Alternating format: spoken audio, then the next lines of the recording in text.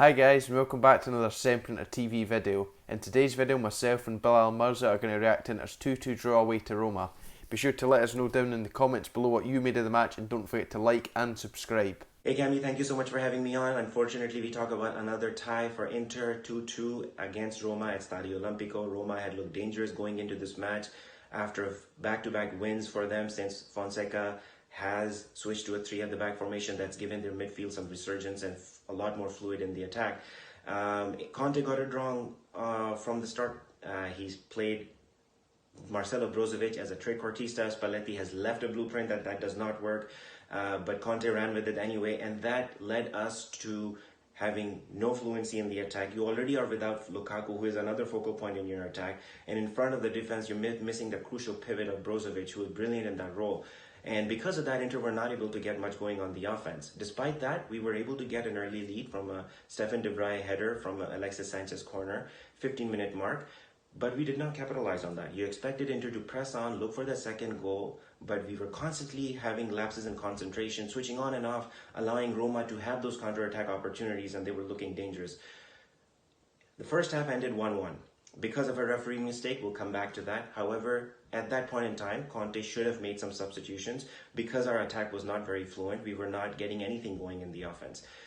Second half started much like how first half ended. Roma on the front foot, Inter on the back foot, having lapse of concentration on the defense. On the second goal that Inter conceded, it seems as though, despite it was an unlucky bounce off of Stefan de Vrij's face when Bastoni tried clearing it, but ended up playing straight into the path of Dzeko.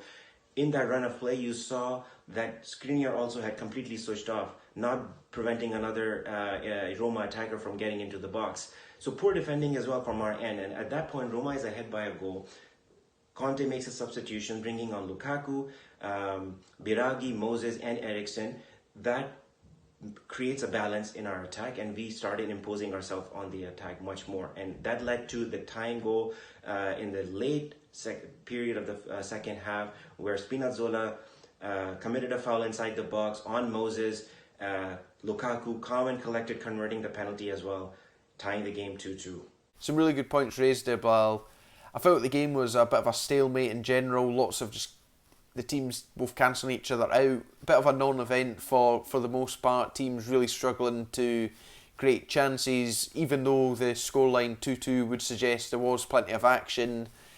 It wasn't exactly the most memorable of games, and not the result that we really hoped for. The first half, we took the lead quite early on, which was fantastic. Stefan de Vrij headed home, and Alexis Sanchez grabbing the assist on that one. He's now got the second most assists across Europe's top 5 leagues since the season resumed with 7. Only Lionel Messi with 9 has more, which I mean is absolutely fantastic and a testament to how good he has been for us since the season got back underway.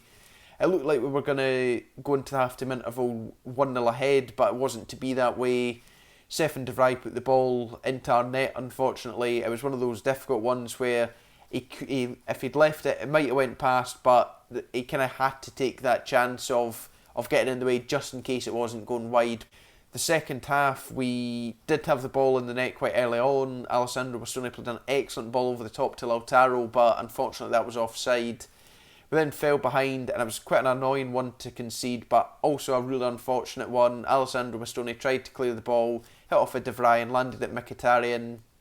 Although I felt that the whole situation could well have been avoided. Mkhitaryan, prior to finishing, did get a long time to just run towards the box. It was looking like we were going to miss out on any points whatsoever until Spinazzola fouled Victor Moses, and there was no doubt about it, there was a penalty.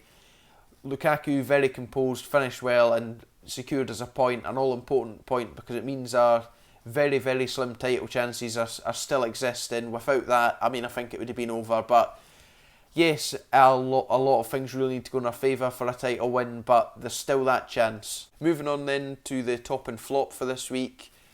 The top for me this week was the fact that we managed to secure a Champions League qualification spot with this draw.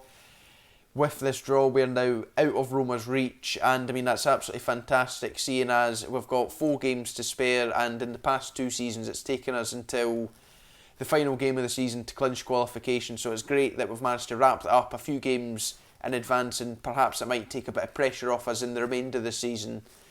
What was the flop for the match, Bilal? For me, the flop of the match has to be the referee. Utterly shambolic refereeing. No clue what the heck he was doing.